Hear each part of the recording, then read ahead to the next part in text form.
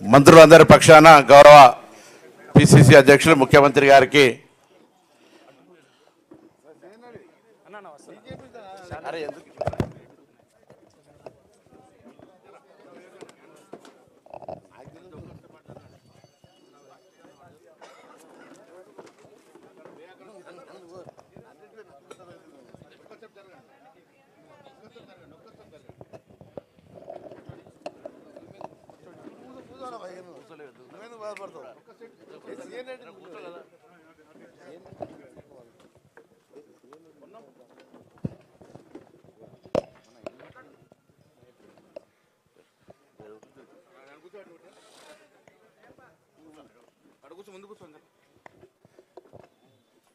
Jubilee hills ఎన్నికల్లో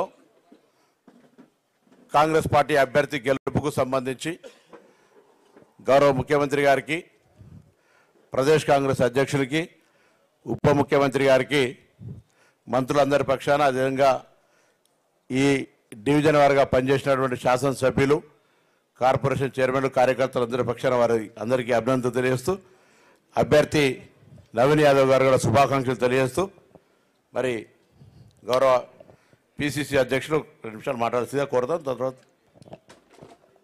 అందరికీ నమస్కారం. జూబ్లీస్ ఉప ఎన్నికల్లో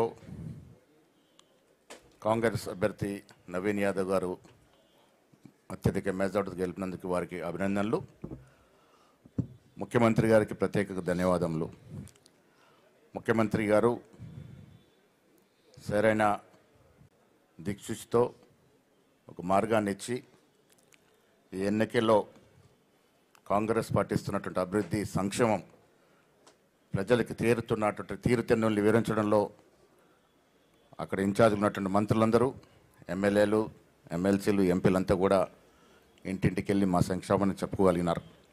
డిప్యూటీ ముఖ్యమంత్రి బట్టి విక్రమార్క గారు, నేను ఎప్పటికప్పుడు ముఖ్యమంత్రి గారి సలహా సూచనలతో కార్యక్రమాన్ని, సంక్షేమాన్ని ప్రజలకు చేరుతున్నట్టు తీరును వివరించడం జరిగింది. ఇవాళ ప్రజలు తెలంగాణ రాష్ట్రంలో 2 సంవత్సరాలుగా ప్రజాప్రభుత్వం నడుస్తున్నటువంటి కాంగ్రెస్ పార్టీ నాయకత్వం వహిస్తున్నటువంటి రేవంత్ రెడ్డి గారి పట్ల సానుకూలంగా ఉన్నారు, పాజిటివ్గా ఉన్నారు. మేమంతా కూడా మీరు ఇస్తున్నటువంటి అభివృద్ధి, సంక్షేమం పట్ల సంతృప్తిగా ఉన్నామన్నటువంటి సందేశాన్ని ఇవాళ జూబ్లీస్ జరిగినటువంటి ఎన్నికల ద్వారా తెలియజేయడం జరిగింది. మీ ద్వారా తెలంగాణ ప్రజలకి, ముఖ్యంగా జూబ్లీస్ ప్రజలకు ధన్యవాదాలు తెలియజేస్తూ, ఈ పాజిటివ్ వేవ్ భవిష్యత్తులో ఉంటుంది. మళ్ళీ 3 ఏళ్ల తర్వాత జరిగే ఎన్నికల్లో కూడా కాంగ్రెస్ పార్టీ 100కు పైగా సీట్లు గెలుచుకొని రేవంత్ రెడ్డి గారి నాయకత్వంలో మళ్ళీ కాంగ్రెస్ ప్రభుత్వం ఏర్పాటు చేస్తుంది. ఈ పాజిటివ్ పవనాలు రేపు వచ్చే జిహెచ్ఎంసీ మరియు లోకల్ బాడీ ఎన్నికల్లో కూడా కాంగ్రెస్ పార్టీ ప్రజలు ఆదరిస్తారని ఆశాభావం వ్యక్తం చేస్తా ఉన్నాను. ధన్యవాదములు.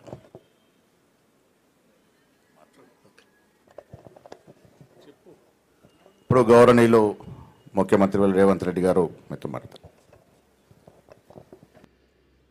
ఈ పత్రికా సమావేశంలో పాల్గొన్న పిసిసి అధ్యక్షులు మిత్రులు మహేష్ కుమార్ గౌడ్ గారు, ఉప ముఖ్యమంత్రి వర్యులు మిత్రులు బట్టి విక్రమార్క గారు, సహచార మంత్రివర్గ సభ్యులు,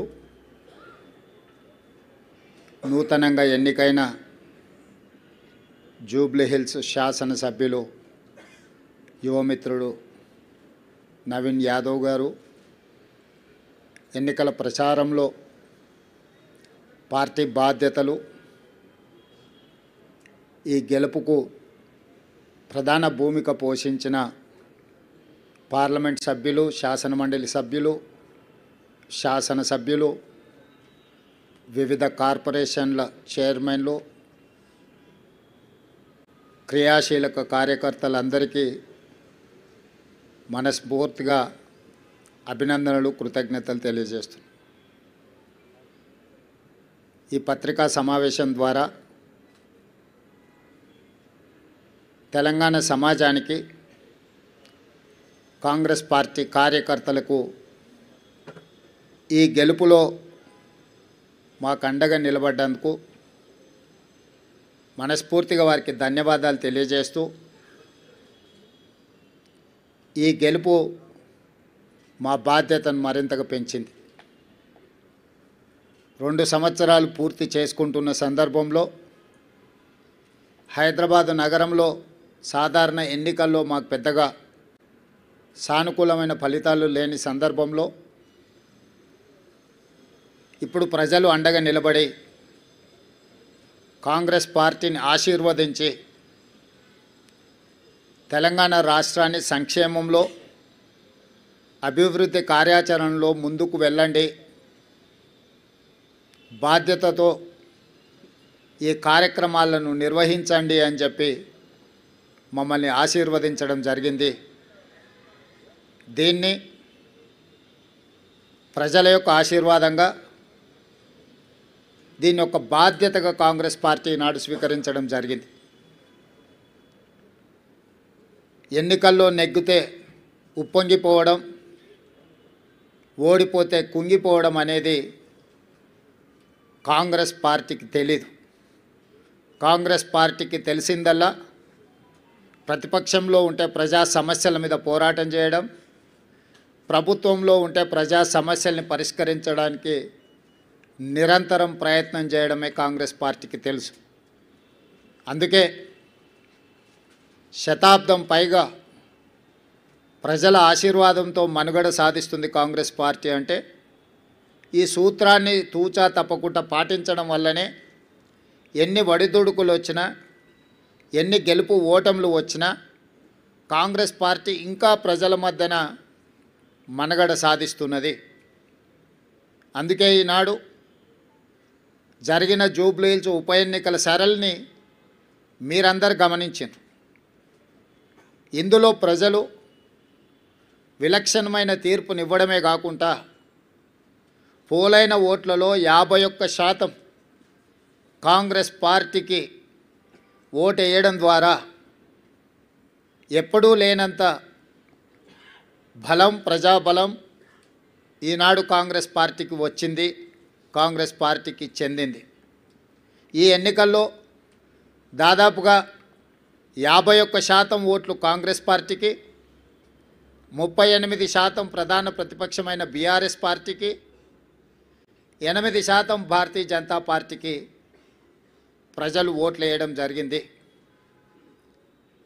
దీని ద్వారా ఎవరి పాత్ర ఏంది, గత 2 సంవత్సరాల నుంచి ప్రజలు నిశితంగా గమనించి ఒక నిర్ణయానికి వచ్చి ఈనాడు ప్రజలు ఈ విధమైన తీర్పును ఇవ్వడం జరిగింది. అందుకే ఈనాడు ఈ బాధ్యతను తీసుకొని ముఖ్యంగా తెలంగాణ రాష్ట్ర బడ్జెట్లో 60 నుంచి 65% ఆదాయము ఈ జంట నగరాల నుంచి, ఈ ప్రాంతం నుంచే మన ప్రభుత్వానికి వస్తున్నది. ఇక్కడ వస్తున్న ఆదాయాన్ని రాష్ట్రం నలుమూలల సంక్షేమం కోసం, అభివృద్ధి కోసం ఖర్చు పెడుతున్నాం. ఈ నగరాన్ని కాపాడుకోవడం, ఈ నగరాన్ని అభివృద్ధి చేసుకోవడం, ఈ నగరంలో నివసిస్తున్న ప్రజలకు మౌలిక వసతులను అభివృద్ధి చేయడం, ఉద్యోగ ఉపాధి అవకాశాలు పెరగడానికి అవసరమైన ప్రణాళికలు రచించడం అనే దాన్ని పూర్తి స్థాయిలో మా ప్రభుత్వం నిర్వహిస్తుంది. నేను ఎన్నికల ముందు చెప్పిన ఈనాడు గెలిచిన సందర్భంగా మీ ద్వారా ప్రధాన ప్రతిపక్ష పార్టీకి, కేంద్రంలో అధికారంలో ఉన్న భారతీయ జనతా పార్టీకి కూడా సూచన చేస్తున్నా. మన పాత్రలను, మన వ్యవహార శైలిని ప్రజలు నిశితంగా పరిశీలించి ఈనాడు ఒక నిర్ణయానికి వచ్చిండ్రు. ఈ నిర్ణయంలో ఎవరి పాత్ర, ఎవరి బాధ్యత ప్రజలు విస్పష్టంగా తీర్పునివ్వడం జరిగింది. ఈ తీర్పును బాధ్యతగా తీసుకొని ఈ నగర అభివృద్ధి కోసం అవసరమైన, ఈ నగరాన్ని మహానగరంగా విస్తరించి ప్రపంచ స్థాయి పెట్టుబడులను ఆకర్షించి వివిధ జిల్లాలు, వివిధ రాష్ట్రాలు, వివిధ దేశాల నుంచి వచ్చే పెట్టుబడులను ఆకర్షించడమే కాకుండా ఉద్యోగ ఉపాధి అవకాశాలకు విస్తరించే విధంగా నగరాన్ని అభివృద్ధి చేయాలనుకుంటున్నాం. అందుకే రీజనల్ రింగ్ రోడ్ కావచ్చు, రేడియల్ రోడ్స్ కావచ్చు, మూసీ నది ప్రక్షాళన కావచ్చు, మెట్రో విస్తరణ కావచ్చు, గోదావరి కృష్ణా నది జలాలు ఈ మహానగరానికి తాగునీటి అవసరాలను తీర్చడానికి అవసరమైన ప్రణాళికలు కావచ్చు, హైదరాబాదు నగరాన్ని పట్టి పీడిస్తున్న ట్రాఫిక్ సమస్య కావచ్చు, ఎలివేటెడ్ కారిడార్లు కావచ్చు, ఫ్లైఓవర్ బ్రిడ్జులు కావచ్చు, అండర్ పాస్లు కావచ్చు, రైల్వే ఓవర్ బ్రిడ్జులు, రైల్వే అండర్ బ్రిడ్జులు కావచ్చు, గల్లీలలో ముఖ్యంగా చెత్త ఒక ప్రధాన సమస్యగా మారింది. సిటీలో చెత్త ఎక్కడ పడితే అక్కడ దర్శనమిస్తున్నాయి. పారిశుద్ధ్య పనులలో సమస్యలను మేము పరిగణలోకి తీసుకుంటున్నాం. అదేవిధంగా చెరువులు, కుంటలు, నాలాల కబ్జాను తొలగించి నగరాన్ని సమస్యల రహిత నగరంగా తీర్చిదిద్దడానికి ఈరోజు ప్రణాళికలు సిద్ధం చేస్తున్నాము. వీటన్నిటికీ సంబంధించి ప్రధాన ప్రతిపక్షము బీఆర్ఎస్ సోషల్ మీడియాను, విష ప్రచారాన్ని, తప్పుడు వార్తలను, పెయిడ్ ఆర్టికల్స్ని, ఫేక్ సర్వేలను, వీటన్నిటి మీద ఆధారపడి ప్రభుత్వాన్ని అవహేళన చేయడము, అవమానించడము, అసహ్యకరమైన భాషలో దూషించడం లాంటి వార్తలను ప్రసారం చేసిండ్రు. వీటన్నిటి నేపథ్యంలో అది హైడ్రా కావచ్చు, ఈగల్ ఫోర్స్ కావచ్చు, ఈ సంస్థలు ప్రజలకు మేలు చేయడానికి మేము తీసుకొచ్చినాం. ఈ నగరం వేగంగా మత్తు, ముఖ్యంగా గంజాయి, డ్రగ్స్ విస్తరిస్తున్న సందర్భంలో వాటిని కఠినంగా అణచివేయడానికి ఈగల్ ఫోర్స్ను తీసుకొచ్చినాం. కబ్జాలను, చెరువులను, కుంటలను, నాలాలను అడ్డగోలుగా ఆక్రమించుకొని కబ్జాలకు పాల్పడుతుంటే వాటిని తొలగించడానికి హైడ్రాను తీసుకొచ్చినాం. జిహెచ్ఎంసీ కావచ్చు, హెచ్ఎండిఏ కావచ్చు, మెట్రో వాటర్ వర్క్స్ కావచ్చు, మెట్రో రైల్ కావచ్చు, ఇలాంటి సంస్థలన్నిటిని కూడా సమన్వయం చేసుకొని ఈ నగరాన్ని ఒక మంచి నగరంగా తీర్చిదిద్దడానికి మేము చేస్తున్న ప్రయత్నాన్ని ప్రధాన ప్రతిపక్షము సహకరించకపోను ప్రతి సందర్భంలో అడ్డు తగిలే ప్రయత్నం చేసింది. మూసీ ప్రక్షాళనకు సంబంధించి మూసీ ప్రాంతంలో నివసిస్తున్న వాళ్ళు ఎవరు అది అద్భుతంగా ఉంది అని అక్కడ ఉండడం లేదు. ఏ వసతి లేక, ఏ అవకాశాలు లేక మురికితో కూడుకున్న మూసీ పక్కన నివసిస్తున్నారు. వాళ్ళకు ఒక మంచి వసతులు ఏర్పాటు చేసి, వాళ్ళకు ఉపాధి కల్పించి, వాళ్ళ జీవన ప్రమాణాలు పెంచి, వాళ్ళ పిల్లలకు ఒక మంచి చదువులు, వాళ్ళకు ఒక మంచి వైద్యాన్ని, వాళ్ళకు ఉపాధిని కల్పించాలని చెప్పి మా ప్రభుత్వం చేస్తున్న ప్రయత్నాలను ప్రతి నిమిషం, ప్రతి క్షణం అడ్డు తగిలి అన్ని రకాలుగా వీటన్నిటిని అడ్డుకునే ప్రయత్నం చేసిండ్రు. అదేవిధంగా కేంద్రం నుంచి తీసుకురావాల్సిన అనుమతులు కానీ, ఇవ్వవలసిన నిధులను రాబట్టుకోవడానికి ముఖ్యంగా కిషన్ రెడ్డి గారు సహాయ నిరాకరణ చేస్తుండ్రు. ఈనాడు ప్రధాన ప్రతిపక్షంలో శాసనసభ్యులు కేటీఆర్ గారు, శాసనసభ్యులు హరీష్ గారు, అదేవిధంగా కేంద్ర ప్రభుత్వంలో కేంద్ర మంత్రిగా ఉన్న కిషన్ రెడ్డి గారు, ముఖ్యంగా ఈ ముగ్గురికి ప్రధానమైన బాధ్యత ఉన్నది. ఒకరు కేంద్ర ప్రభుత్వం నుంచి రావాల్సిన అనుమతులు, తేవలసిన నిధులకు సహకరించాలి. కానీ కిషన్ రెడ్డి గారు పూర్తిగా సహాయ నిరాకరణ చేయడమే కాకుండా వీలైనంత మేరకు కేంద్రంలో అడ్డు తగులుతున్నాడు. మెట్రో విషయంలో కావచ్చు, మూసీ ప్రక్షాళన విషయంలో కావచ్చు, గోదావరి జలాలు నగరానికి తరలించే విషయంలో కావచ్చు, రీజనల్ రింగ్ రోడ్డు విషయంలో కావచ్చు, కిషన్ రెడ్డి గారు పూర్తిగా సహాయ నిరాకరణ చేస్తుండ్రు. దీన్ని ప్రజలు గమనించడం వల్లనే పార్లమెంట్ ఎన్నికల్లో కిషన్ రెడ్డి గారికి 65,000 ఓట్లు ఇదే జూబ్లీ హిల్స్ అసెంబ్లీ నియోజకవర్గం నుంచి ఓట్లు వేయడం జరిగింది. ఈనాడు కిషన్ రెడ్డి అభ్యర్థిగా మారి ఎన్నికల ప్రచారం చేస్తే 17,000 ఓట్లు మాత్రమే వచ్చినాయి. అంటే ఆనాడు కిషన్ రెడ్డికి వచ్చిన ఓట్లలో 25% మాత్రమే వచ్చి ఈరోజు భారతీయ జనతా పార్టీ డిపాజిట్ జప్తు అయిపోయింది. దీన్ని బట్టి కిషన్ రెడ్డి గారు తన వ్యవహార శైలిని మార్చుకోవాల్సిన అవసరం ఉన్నది. ఇది భూకంపం వచ్చే ముందు భూమి కొద్దిగా కదులుతుంది, అంటే అలర్ట్ చేస్తుంది సిస్టమ్ని. ఎప్పుడు కూడా ఒకేసారిగా రెక్టర్ స్కేల్ మీద పెద్ద ఎత్తున భూకంపం రాదు. ముందు మనల్ని అలర్ట్ చేస్తుంది సిస్టమ్.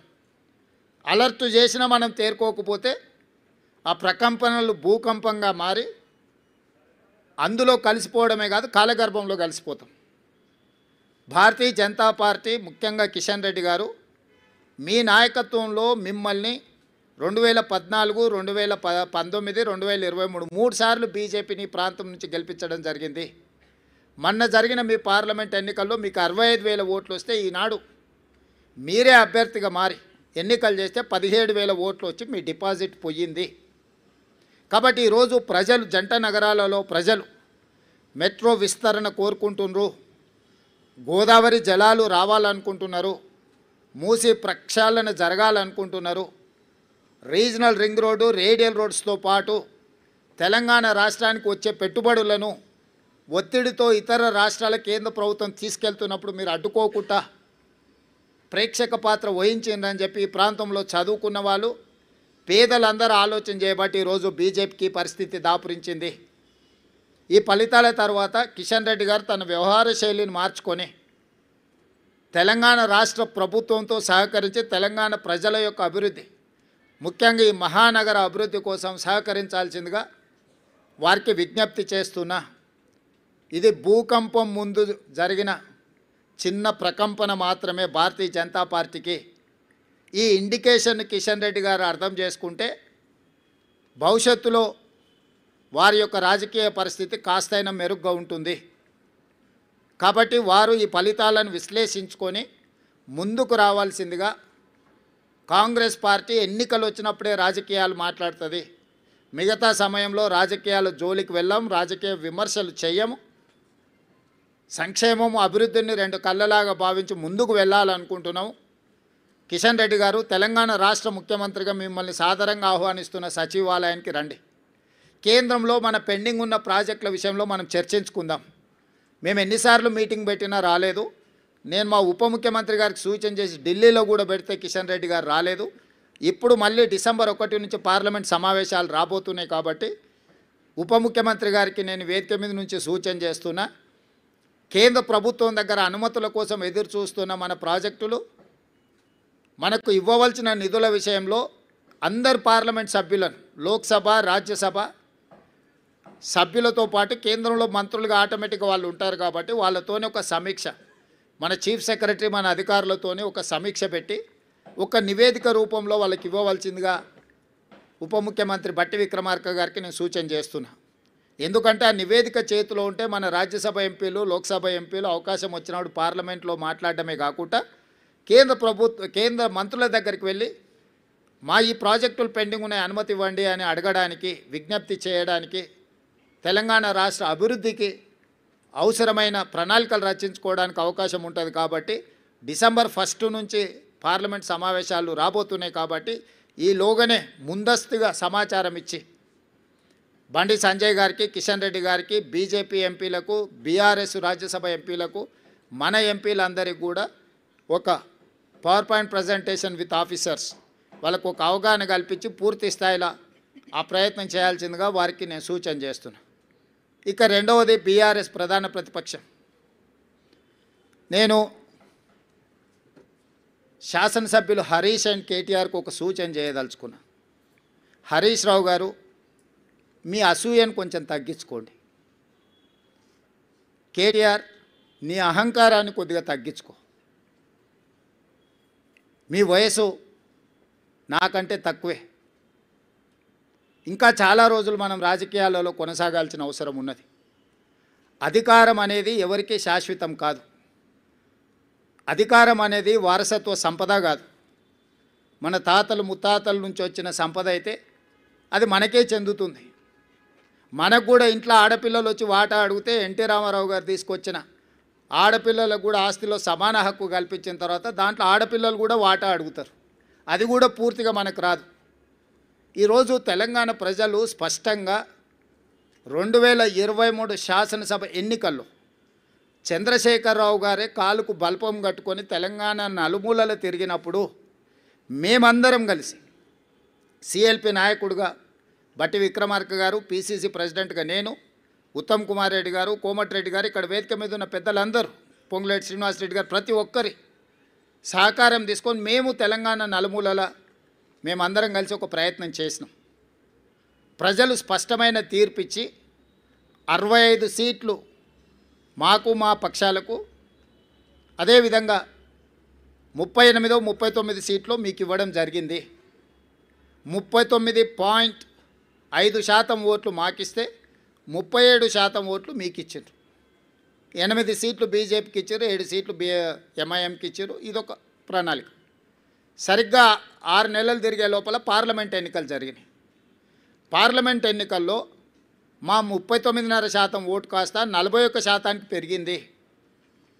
8 పార్లమెంట్ సీట్లు మాకు ఇచ్చిండ్రు, 35% ఓట్లతోటి 8 పార్లమెంట్ సీట్లు బీజేపీకి ఇచ్చిండ్రు, 1 సీటు ఎంఐఎంకి ఇచ్చిండ్రు. అంటే అసెంబ్లీ నుంచి పార్లమెంటు ఎన్నికలు వచ్చినప్పుడు మాకు ఆ రోజు 65 అసెంబ్లీ సీట్లలో మెజారిటీ ఇచ్చారు. 8 పార్లమెంట్లు గెలిచిన స్పష్టంగా 65 అసెంబ్లీ సీట్లలో కాంగ్రెస్ పార్టీకి అబ్సల్యూట్ మెజారిటీ వచ్చింది. అంతకుముందు మా సింబల్ మీద గెలిచింది 64, అలయన్స్తో గెలిచింది 1 సీటు. కానీ మా సింబల్ మీదనే 119 అసెంబ్లీలలోనే మెజారిటీ లెక్కేస్తే 65 సీట్లలో అబ్సల్యూట్ మెజారిటీ పార్లమెంట్ ఎన్నికల్లో కాంగ్రెస్ పార్టీకి ఇచ్చిండ్రు. రెండవ లిట్మస్ టెస్టు 6 నెలల్లోనే తెలంగాణ రాష్ట్ర స్థాయిలో ఎన్నికలు జరిగి 1.5% ఓట్లు పెరగడమే కాకుండా 1 సీటు కూడా పెరిగింది.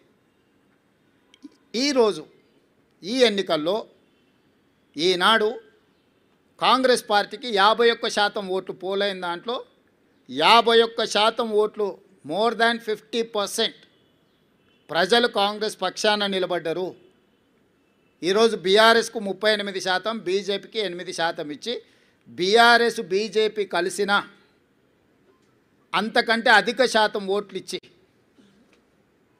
కాంగ్రెస్ పార్టీకి ప్రజలు అండగా నిలబడి మా ప్రభుత్వాన్ని ఆశీర్వదించి 51% ఓట్లతోని ఈరోజు జూబ్లీహిల్స్ ఉప ఎన్నికల్లో కాంగ్రెస్ అభ్యర్థి నవీన్ యాదవ్ గెలవడం జరిగింది.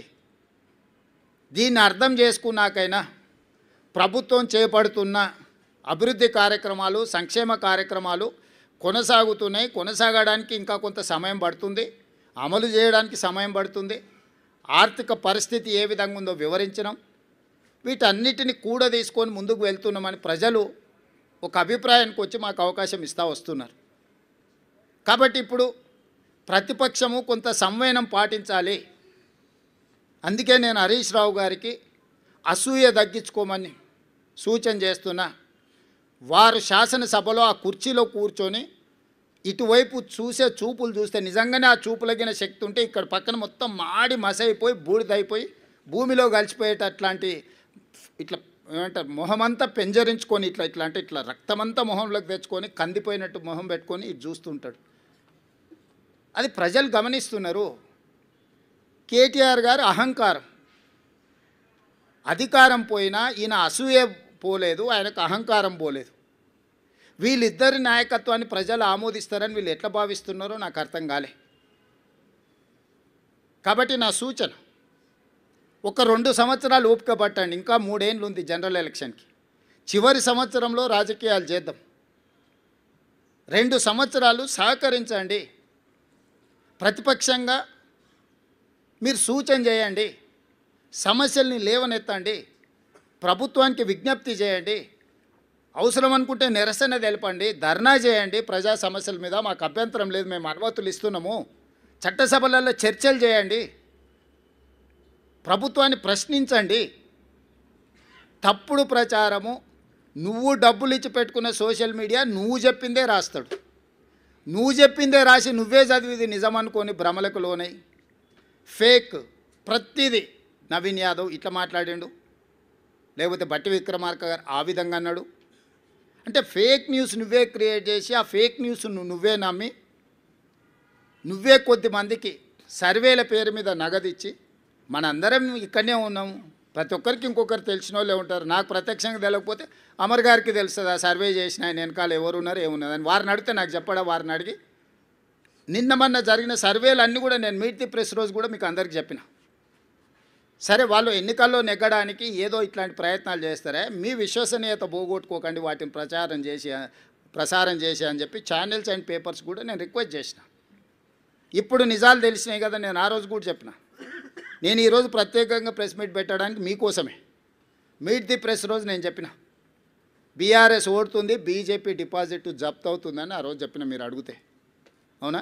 ఎగ్జాక్ట్గా అదే జరిగింది కదా. కానీ ఈ లోపల సరే సర్వే వాళ్ళని నేను తప్పుపట్టను, వాళ్ళ జీవనాధారం ఇది వచ్చినప్పుడే వాళ్ళకు ఉపాధి, మళ్ళీ నెక్స్ట్ ఎన్నికలు వచ్చేటప్పటి వరకు వాళ్ళు వాళ్ళ వాళ్ళ లైఫ్లో వాళ్ళ కంఫర్ట్స్తో ఉండాలంటే ఏదో ఒకటి. కానీ మీ క్రెడిబిలిటీ పోయిన తర్వాత మీ సంస్థనే మిగలదు. పెయిడ్ ఆర్టికల్స్ కోసము, పెయిడ్ న్యూస్ టెలికాస్ట్ కోసము సంస్థలు కూడా వ్యాపార దృక్పథంతో ఇట్లాంటి తప్పుడు ప్రచారాలు చేస్తే ఆ తప్పుడు ప్రచారాలు కొద్ది రోజుల్లో తేటతెల్లమైనప్పుడు వచ్చే సమస్యలను కూడా మీడియా సంస్థలు దృష్టిలో పెట్టుకోవాలి. అంతెందుకు ఈరోజు ఉదయం 3వ రౌండ్లో మాకు 3,500 మెజారిటీ వస్తే 3వ రౌండ్లో బీఆర్ఎస్కు 211 ఓట్ల మెజారిటీ వచ్చింది. ఇంకా బీఆర్ఎస్ హవా మొదలైపోయిందని చెప్పి పెద్ద ఛానల్స్ పెద్ద పెద్ద బ్రేకింగ్, నేను టీవీ పగిలిపోతుందేమో అనుకున్నా, ఎర్రగా ఇట్లా ఊగిపోతుంటేదో అయినట్టే ఉందని. తప్పు ఆ సమాచారం అంటే దబాయిస్తున్నారు ఉల్టారే. మాకు తెలుసా మీకు తెలుసా, మా వాడు లోపల నుంచి పంపిస్తుండని.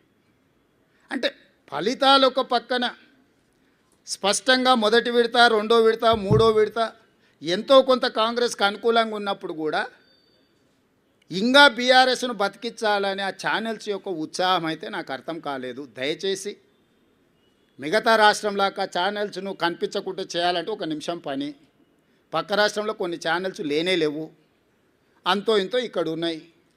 మేము మాకు వ్యతిరేకంగా మీరు వేసినా కూడా ఏమనుకుంటా సరే నడుస్తుందని. కానీ వాస్తవాలు ఒక పక్కన ఎన్నికల కమిషన్ ఇస్తున్న ఫలితాలను కాదని టీవీ ఛానల్స్ ఫలితాలను ఇస్తే ఎట్లా? మీరే ఎన్నికల్ని నిర్వహిస్తారు, మీరే ఎన్నికల ఫలితాలు ప్రకటిస్తారు, మీరే అభ్యర్థులను కూడా గెలిపించి సర్టిఫికేట్ ఇస్తారా అండి?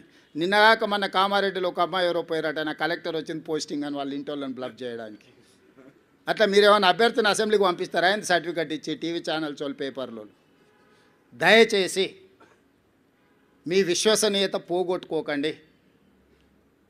మీకు మా పట్ల వ్యతిరేకత ఉంటే ఇంకో రూపంలో ఏదైనా చూపించండి. మీ యజమానులకు ఏదైనా వ్యాపారాలకు సంబంధించిన అంశాలు ఏమన్నా ఉంటే అది ఇంకో దగ్గర చూసుకోండి. కానీ ఈ ఛానల్స్లలో మరీ ఇంత బరితెగింపు, అడ్డగోలుతనము, ఆ పార్టీల కంటే ముందే ఆ పార్టీ వాళ్ళని వచ్చి క్లెయిమ్ చేయాలి. కనీసం మాకు 3వ రౌండ్లో మెజారిటీ వచ్చింది, ఇక మా హవా జరుగుతుంది, అదే ఏంటి పర్వాలేదు. వాళ్ళ తరఫున మీరే ఒకాలతో పుచ్చుకొని మీరే అడ్డగోలు వేసేసి 3,569 ఓట్లు ఎన్నో 3వ రౌండ్లో, ఓన్లీ 1 రౌండ్లో 3,000 చిల్లర నాకు మెజారిటీ ఉంటే మీరు 211 ఓట్లు మెజారిటీ ఉంది అని చెప్పి బీఆర్ఎస్కు మెజారిటీ ఉంది, ప్రభంజనం మొదలైందని మీరు ఇట్లాంటి విధానము ఇది తెలంగాణ రాష్ట్రానికి మంచిది కాదు. దయచేసి ఈ ఫలితాలు విశ్లేషణలు మీరందరూ చెయ్యండి. 2023 డిసెంబర్ ఫలితాలు 39.5% ఇస్తే 2024 పార్లమెంట్ ఎన్నికలు 41% ఓట్లు ఇస్తే 2025 నవంబర్ ఉప ఎన్నికలు 51% ఓట్లను కాంగ్రెస్ పార్టీకి ఇవ్వడం జరిగింది. ఈనాడు సమిష్టిగా బూత్ స్థాయి కార్యకర్త నుంచి పీసీసీ అధ్యక్షుడు వరకు, వార్డు మెంబర్ నుంచి ముఖ్యమంత్రి వరకు కాంగ్రెస్ పార్టీ శ్రేణులంతా ఒక్క తాటి మీద నిలబడి ఈ జూబ్లీహిల్స్ ఎన్నికల్ని ప్రతిష్టాత్మకంగా తీసుకోవడంతో ఈ ఎన్నికల్లో నెగ్గడం జరిగింది. కాంగ్రెస్ మొత్తం ఒక తాటి మీద ఉన్నప్పుడు ఎవరి తాత కూడా కాంగ్రెస్ పార్టీని ఓడించలేడు. ఇది మళ్ళోసారి నిరూపితమైంది. మీ అందరు సహకరించినందుకు, ఓటర్ మహాశయులు ఆశీర్వదించినందుకు, మీడియా మిత్రులకు, ఓటర్ మహాశయులకు సహకరించి మద్దతు ఇచ్చిన ఎంఐఎం పార్టీకి, ముఖ్యంగా సిపిఐ, సిపిఎం, కోదండరాం సార్, ఇతర సంఘాలు, రాజకీయ పార్టీలు అన్నీ మాకు సహకరించినందుకు వాళ్ళందరికీ మనస్ఫూర్తిగా कृतज्ञतలు తెలియజేస్తున్నాం. खासकर इस बाई इलेक्शन चुनाव में एमआईएम हम साथ हमारे लिए कांग्रेस पार्टी को मदद देकर इस चुनाव में ये जीत हासिल करने के लिए जो मदद किया, एमआईएम सदर असदुद्दीन ओवैसी, उनके भाई अकबरुद्दीन ओवैसी को कांग्रेस पार्टी के तरफ से, हमारे कांग्रेस कार्यकर्ता के ओर से हम धन्यवाद बोलना चाहता है. आने वाले दिनों में भी हम सबको साथ लेकर तेलंगाना तरक्की के लिए हम कोशिश करेंगे, इसमें हम कामयाब हो जाएंगे.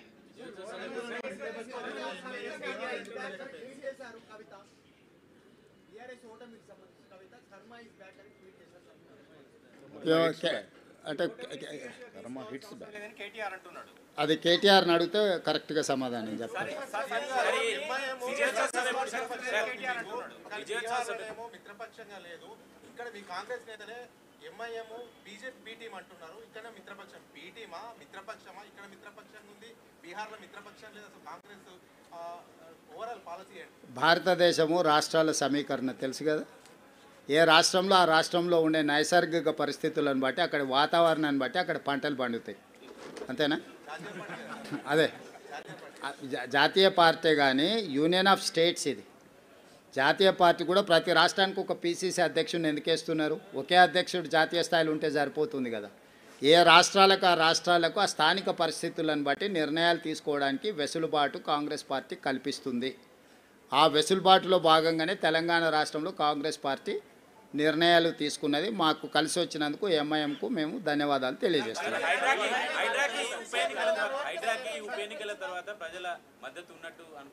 చారి గారు ఒక్కదాని కాదు, మొత్తం కాంగ్రెస్ ప్రభుత్వానికే ప్రజలు మద్దతుగా నిలబడ్డారు.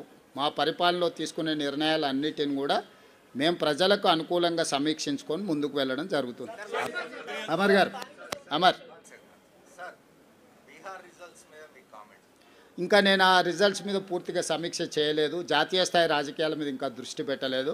ఇప్పటివరకు తెలంగాణ ఉప ఎన్నికల మీదనే ఉన్నాను. వాటిని విశ్లేషించిన తర్వాత తప్పకుండా నేను స్పందిస్తాను.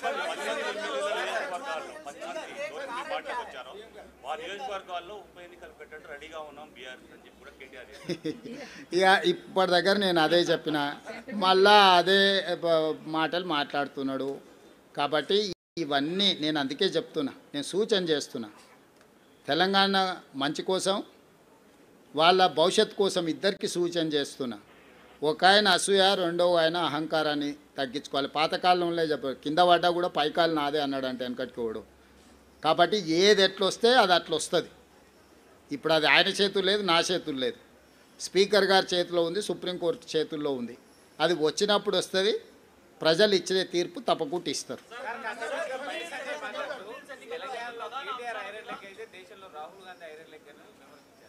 అదే మొత్తం అన్నీ పరిశీలించి మొత్తం కలిపి వడ్డిస్తా.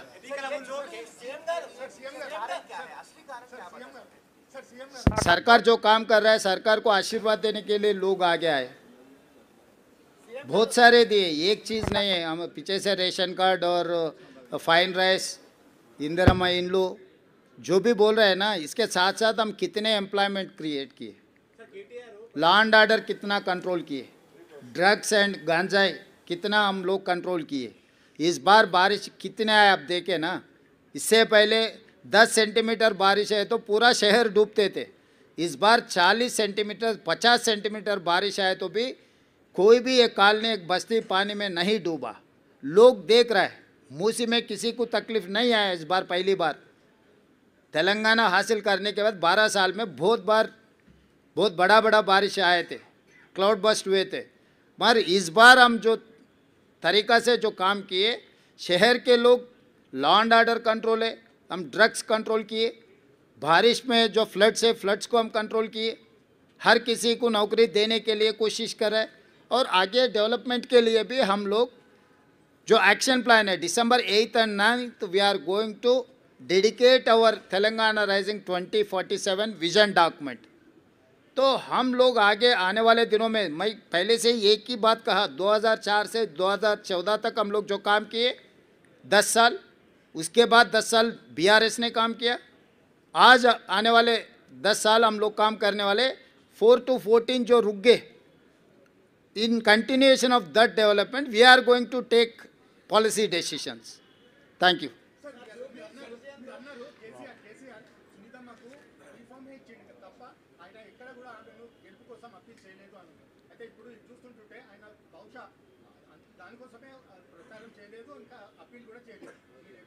అంటే నేనేమన్నాను, ముందు నుంచి పాపం కేసీఆర్ గారిని తప్పించి ఆ కుర్చీని గుంజుకోవాలని హరీష్ కేటీఆర్ పోటీ పడుతున్నారు.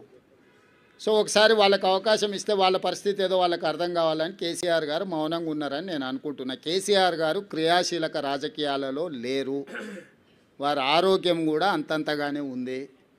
క్రియాశీలక రాజకీయాలలో లేకుండా ఆరోగ్యం అంతంతగా ఉన్న ఒక నాయకుడిని విమర్శించడం భావ్యం కాదని నేను భావిస్తున్నా.